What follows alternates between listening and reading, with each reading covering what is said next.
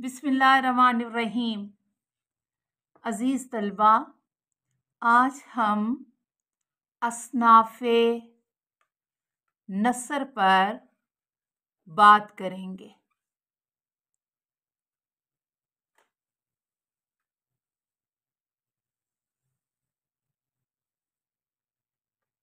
असनाफ़े नसर, नसर क्या है?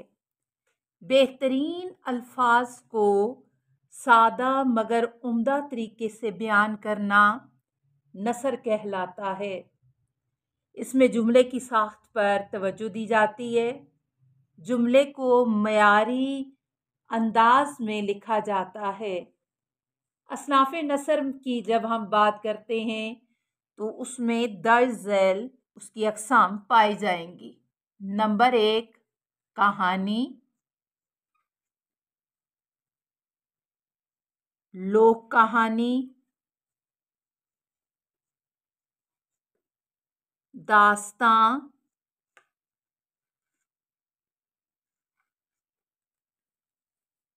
नावल, अफसाना,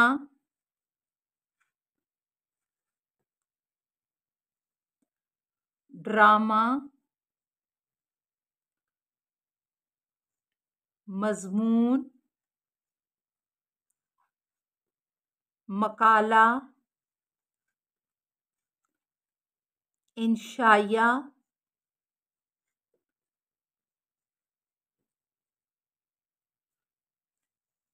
खतूत,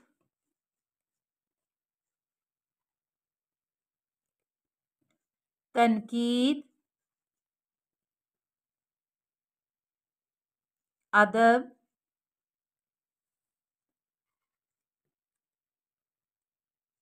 मुकफ़ा नसर और खाका। अजीज बच्चों, इनकी तादाद बहुत ज़्यादा है। इनको एक ही वीडियो में करना बहुत मुश्किल है। वीडियो बहुत लंबी हो जाएगी, इसलिए इस बात को मद्देनज़र रखते हुए इसको अपनी आसानी की खातिर 2 या 3 हिस्सों में तकसीम किया जाएगा, ताकि आपको ये तमाम के तमाम अज्जा बेहतर तरीके से तैयार हो सकें। अजीज बच्चों, असनाफ़े नसर में सबसे पहले कहानी आती है। कहानी इंसानी जिंदगी के उस अहद की पैदावार है कि उस दौर की यादगार है जब इंसान का हर अमल हर किस्म के तकल्लुफ़ और तसन्नुफ़ से पाक था। कहानी मुआशरे में जन्म लेती है, लेकिन ये मुआशरे को भी पैदा करती है और उसमें तब्दीली लाने का बायस बनती है। कहानी की एक बहुत अच्छी तारीफ की गई है। रॉबर्ट बॉयटन ने इसके बारे में लिखा है कि कहानियाँ वकूफ़ पज़ीर नहीं होती, उन्हें तख्लीक करना पड़ता है। कहानी है क्या? हिंदी ज़ुबान का लफ्ज़ है जिसके मानी हक़ाइक़, किस्सा, दास्तान, अफसाना, ज़िक्र, बयान, सरगुज़श्त, गुज़री हुई बात, भूली हुई बात और मनगढ़ंत बात वगैरह के हैं। ये फ़िरोज़ुल लुग़ात सफ़ा 1107 और जदीद उर्दू लुग़त सफ़ा 577 में इसका ज़िक्र किया गया है। हक़ाइक़ या कहानी सुनने का रवाज आज से नहीं है। जब से इंसान ने बोलना सीखा, हत्ता कि जदीद साइंसी और तहज़ीब याफ्ता दौर में भी कहानी की मकबूलियत और दिलचस्पी में कमी नहीं आई, बल्कि इसमें मुसलसल इजाफा हो रहा है। कदीम दौर में हुक्मरानों ने अपने यहाँ कहानियाँ सुनाने वाले मुलाजिम रखे हुए थे, जो उन्हें अक्सर औकात कहानियाँ सुनाते थे और हुक्मरान उन्हें तनख्वाह के तौर पर इनाम इकराम से भी नवाजते थे और माहाना भी उनका मुशाहिदा मुकर्रर था। कहानी के फ़न ने तरक्की करते करते افسانہ، ناول، ڈرامے کی صورت اختیار کر لی، چنانچہ داستان، ناول، ناولٹ، افسانہ اور ڈرامہ وغیرہ قصہ کہانی کی ہی مختلف صورتیں ہیں۔ کہانیاں بچوں میں اور بڑوں میں یکساں مقبول ہیں، تبھی کہانی بڑے شوق سے سنتے بھی ہیں اور سنائی بھی جاتی ہے۔ بعض کہانیاں دور رس نتائج کی حامل ہوتی ہیں، ان سے کوئی نہ کوئی اخلاقی سبق ملتا ہے، اور ایسی کہانیاں قوم کی تشکیل میں بڑی معاون ثابت ہوتی ہیں۔ ہر کہانی کے 3 مرحلے ہوتے ہیں: آغاز، وسط اور انجام۔ جہاں تک کہانی کے اجزاء کی بات کی جاتی ہے تو اس کے بنیادی اجزاء تو صرف 3 ہیں، جس میں پلاٹ ہوتا ہے، وحدت تاثر ہوتا ہے اور کردار نگاری ہوتی ہے۔ لیکن جب کہانی کے اجزاء کو دیکھا جائے تو اس کے ساتھ اجزاء ترکیبی اور بھی اس میں پاتے ہیں۔ پلاٹ دراصل واقعات کا ڈھانچہ ہوتا ہے جس میں ایک کڑی کو دوسری کڑی سے ملایا جاتا ہے۔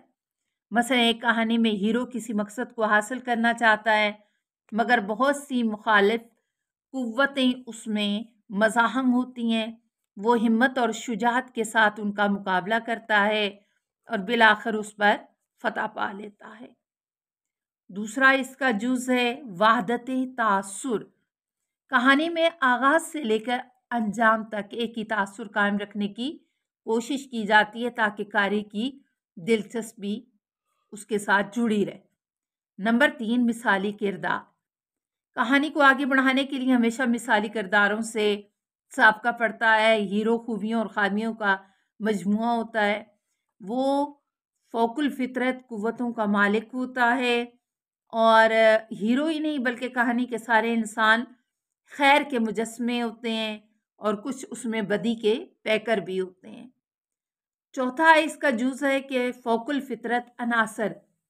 ہر کہانی میں قدم قدم پر جن، دیو، پریوں، جادو، طلسمات، لوح، خضر وغیرہ کی ملاقات، اور اس کے بغیر داستان کی دلچسپی اور دلکشی پیدا نہیں ہو سکتی، بہت مشکل ہوتی ہے۔ پانچواں اس کا جز ہے تخیل اور رومان۔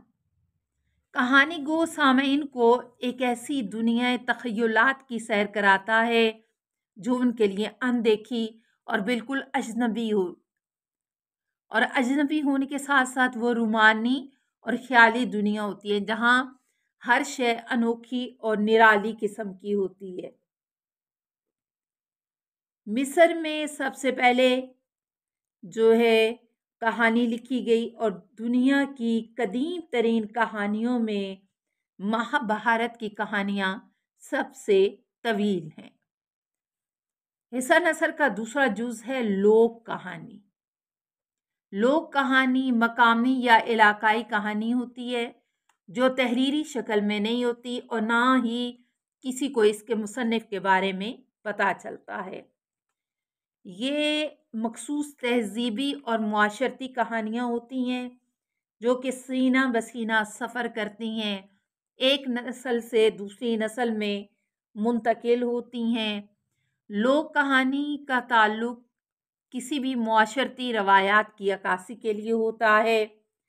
جدید دور میں تحریری صورت میں بھی لوک کہانیاں سامنے آئی ہیں۔ لوک کہانی کا تعلق کیونکہ کسی مخصوص تہذیب اور معاشرے سے ہوتا ہے، اس لیے یہ اس معاشرے کی تہذیب و ثقافت اور مخصوص حالات کے بارے میں معلومات فراہم کرتی ہے، اور ہر لوک کہانی اپنے اندر کوئی نہ کوئی اخلاقی سبق سمیٹے ہوئے ہوتی ہے۔ عزیز بچوں، اصناف نثر میں اگلا اس کا جز ہے داستان۔ لغوی معنی قصہ، کہانی، سرگزشت اور حقائق کے ہیں۔ اصطلاح میں داستان وہ قصہ یا کہانی ہے جس کی بنیاد تخیل، رومان اور مافوق الفطرت عناصر پر ہوتی ہے۔ دراصل داستان افسانوی ادب کی بہت قدیم صفت ہے جس کی اساس زیادہ تر خیال آرائی پر ہوتی ہے۔ کردار مثالی ہوتے ہیں زبان میں تکلف کا عمل دخل ہوتا ہے۔ علاوہ ازیں داستان کو فی البدی تصنیف بھی کہا جاتا ہے، اور عام طور پر داستان کے 3 مراحل ہوتے ہیں: آغاز، وسط اور انجام۔ عزیز بچوں، آج ہم داستان پر ہی اپنی اس پوسٹ کا اختتام کرتے ہیں۔ کل انشاءاللہ باقی کے اجزاء میں سے جو اس کے جز ہیں ان پر کام کیا جائے گا۔ مجھے امید ہے کہ آج کی یہ پوسٹ آپ کے لیے بہت کارآمد ہوگی۔